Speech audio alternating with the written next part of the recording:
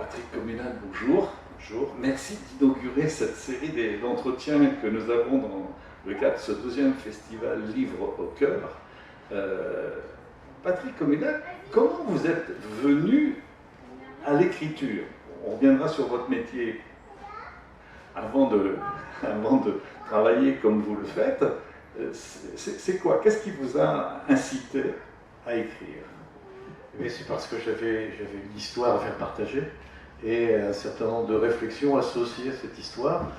L'histoire, c'est celle d'un groupe de jeunes femmes qui voulaient envers et contre tous, c'est-à-dire envers et contre une société conservatrice et patriarcale, pratiquer le cyclisme de compétition et qui était en permanence en danger, puisque la rue de Kaboul, ne tolérant pas cette pratique jugée contraire parfois aux règles de l'islam ou aux traditions, se conduisait de manière brutale et parfois violente avec elles. Donc elles se sont trouvées très menacées et après un certain nombre d'échanges, puisqu'il se trouve qu'elles ont été invitées par l'ambassade de France à une compétition à Albi, donc je les ai rencontrées en France à Albi physiquement. Et ce qui a été l'occasion d'approfondir un petit peu leur situation, et au vu des dangers auxquels elles étaient confrontées, je leur ai suggéré de faire une demande d'asile. Donc ça a été compliqué puisqu'elles ont déposé une demande de visa qui a été refusée.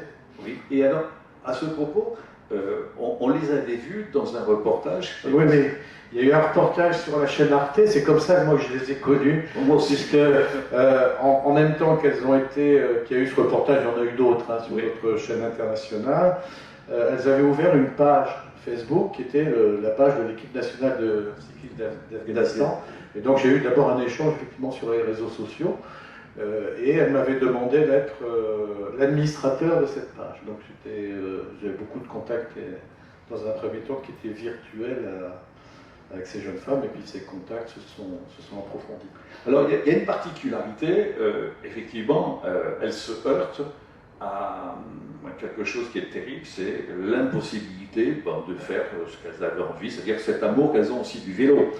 Oui, mais le vélo, c'est un outil tout à fait fantastique d'émancipation et de libération pour des femmes. Oui, alors c'est un formidable moyen d'émancipation, mais enfin, quand même, quand on se lance sur une compétition de vélo, c'est un sport excessivement dur, on le sait très bien. Avec les problèmes que ça entraîne, disons que le vélo n'est pas... tout le monde peut en faire, mais pas au stade de la compétition forcément. Alors bon, voir aussi qu'en Afghanistan, la pratique qui était la leur, bon, elles pouvaient pas, la traversée de Kaboul était extrêmement dangereuse, donc elles allaient s'entraîner simplement sur une rocade à l'extérieur de la ville où il y avait personne. Bon, quand elles sont arrivées en France, elles ont été confrontées à des conditions de confrontation qui étaient beaucoup plus dures. Beaucoup plus dures, donc elles sont en train de... Bon, elles progressent, elles font des courses tous les dimanches dans le nord de la France, en féminin. Mais effectivement, il y avait un écart assez considérable entre ce qu'elles pouvaient faire parce qu'elles étaient un tout petit groupe et la pratique du cyclisme en France. Alors,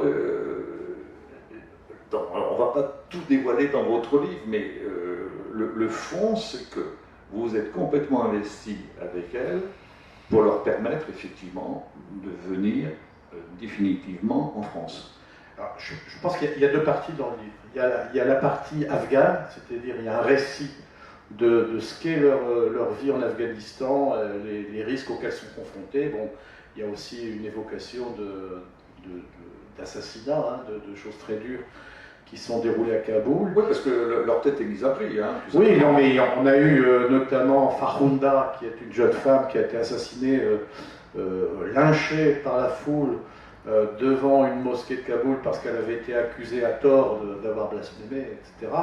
Bon, ça a généré tout un mouvement de la jeunesse de Kaboul quand on a su effectivement qu'elle était innocente et les conditions atroces de cet assassinat. Donc c'est un endroit où elles passaient en vélo, donc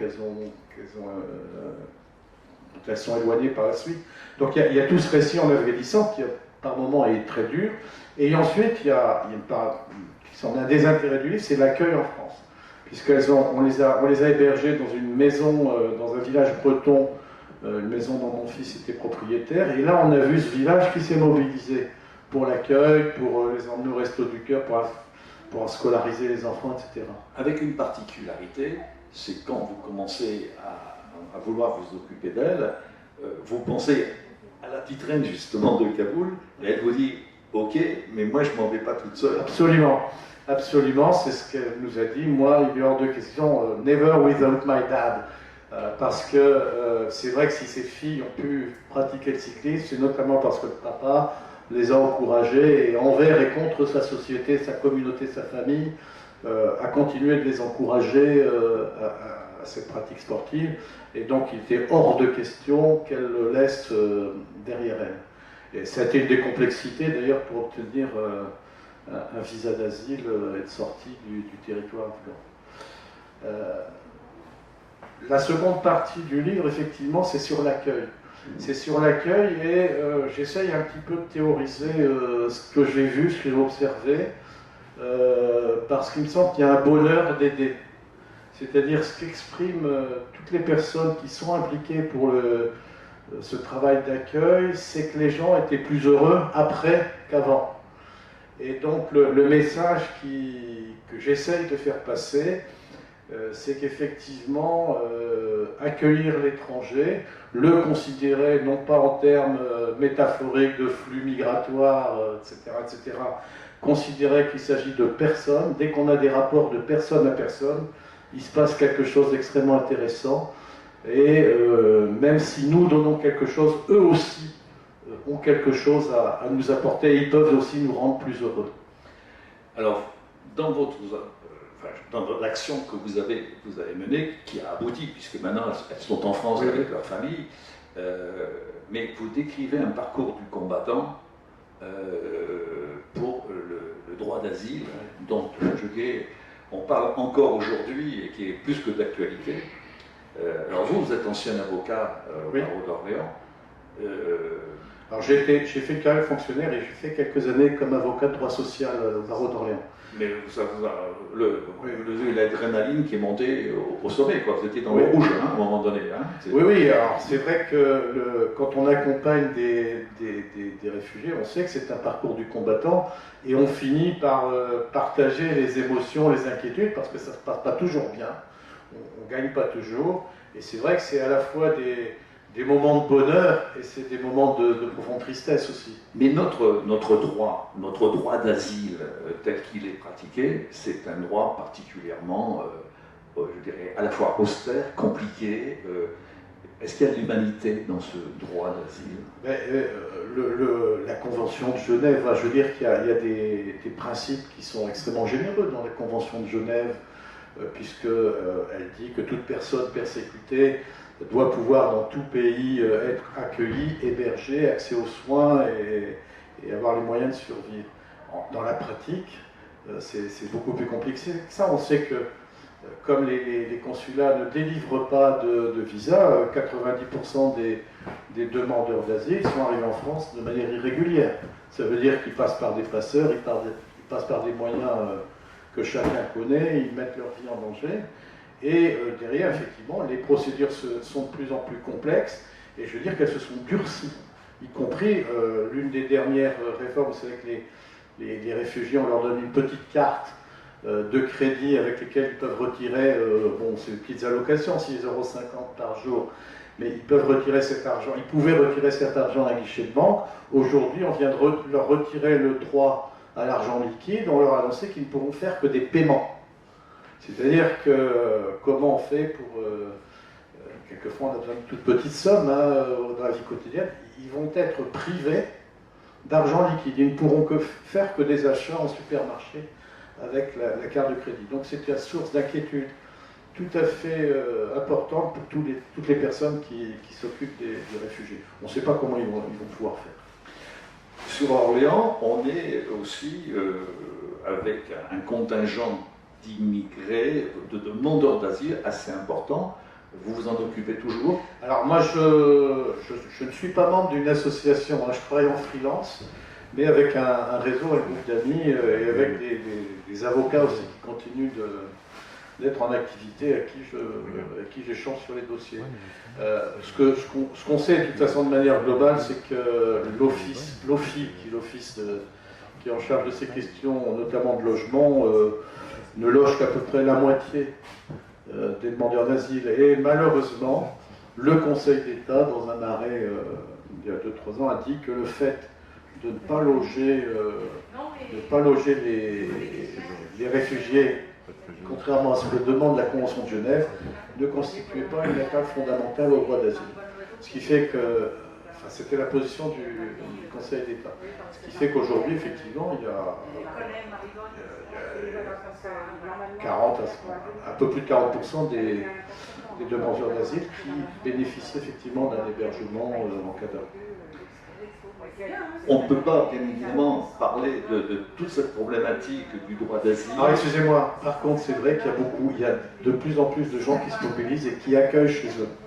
C'est-à-dire que dès lors qu'il y a une carence des services publics, on a aussi des familles, des gens qui pratiquent l'accueil, et il y a des associations comme Welcome, enfin il y en a d'autres, qui se mobilisent pour ça. Mais à condition que les gens soient en situation régulière, parce qu'on a eu quand même des faits. Il y a même des gens qui vont au-delà des strictes limites, puisque vous avez le problème des accords de Dublin, qui prévoient que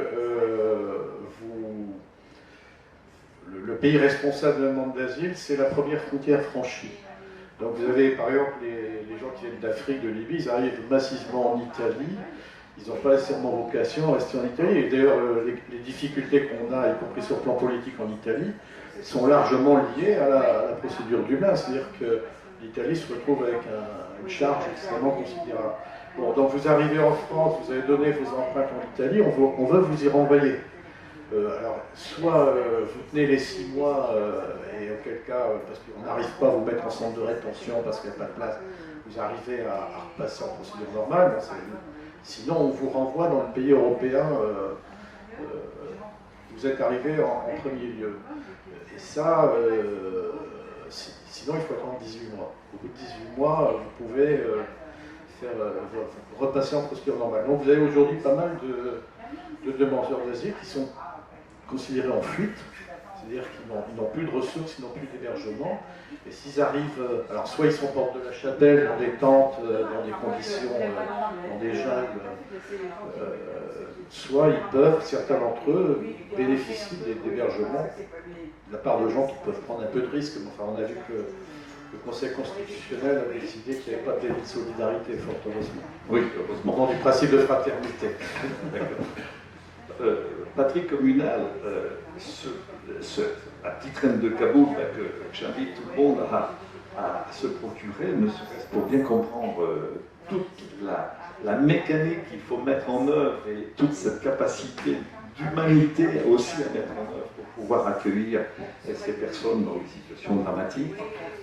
Est-ce que vous travaillez sur d'autres projets d'écriture? Oui, je suis en train d'écrire l'histoire d'une jeune femme qui a été combattante kurde, qui a vécu des choses terribles à l'adolescence. Elle a été torturée, violée par les services de police turcs. Elle s'est engagée dans le kurde et bon, elle a vécu des choses tout à fait extrêmement difficiles, et depuis elle est réfugiée en Flandre, et c'est quelqu'un qui m'aide beaucoup dans le travail sur l'accueil des réfugiés. Donc c'est une amie précieuse qui a vécu des choses très très dures en Turquie et dans les maquis du nord Irak, et je suis en train d'écrire son histoire. Pour conclure, vous avez on a l'impression quand on vous écoute et surtout quand on vous lit, vous avez un peu la dent dure, même plus que dure, vis-à-vis de notre système judiciaire. Oui, non, alors, à la fois, enfin, le système judiciaire et administratif. Moi, j'ai pris qu'un exemple, c'est une procédure qui a eu lieu en 2016. On a dû aller jusqu'au Conseil d'État parce que des gens qui étaient à Calais, on leur refusait une douche, l'accès à l'eau. Ils étaient dans la nature. Et il a fallu, dans un premier temps, le tribunal administratif a condamné la préfecture des Hauts-de-France, enfin, c'est pas les Hauts-de-France, Nord-Pas-de-Calais à l'époque, à installer un point d'eau en constatant que de toute façon ça créait des maladies, enfin c'était terrible, quoi. En plus à un moment il faisait très chaud. L'État français, moi, il me paraissait inimaginable que l'État français fasse appel de cette décision. Et ils sont allés en Conseil d'État. Et le Conseil d'État, dans sa décision, a parlé de traitement inhumain et dégradant. Quand on parle de traitement inhumain et dégradant, c'est un terme qui précisément désigne la situation qui vous justifie votre demande d'asile quand vous les avez reçus à l'étranger. Donc le fait que le Conseil d'État, qui est quand même la juridiction suprême, la Cour suprême en France, parle de traitement inhumain et dégradant de la part de l'administration française, c'est vrai qu'il y a quand même... Et ça continue parce qu'il y a encore aujourd'hui des procès de ce genre. J'ai vu qu'il y en avait eu à la Grande-Synthe, parce qu'on refuse ce qui est vraiment le minimum, hein, l'eau. Et c'est l'administration française qui fait ça. Écoutez, merci Patrick de toutes ces explications. Merci d'avoir fait plus connaissance avec nous. Et puis je vous rappelle que vous êtes sur le stand d'Agapé pendant cette journée du deuxième festival du Livre au Cœur 2019. Merci à vous. Merci de votre accueil.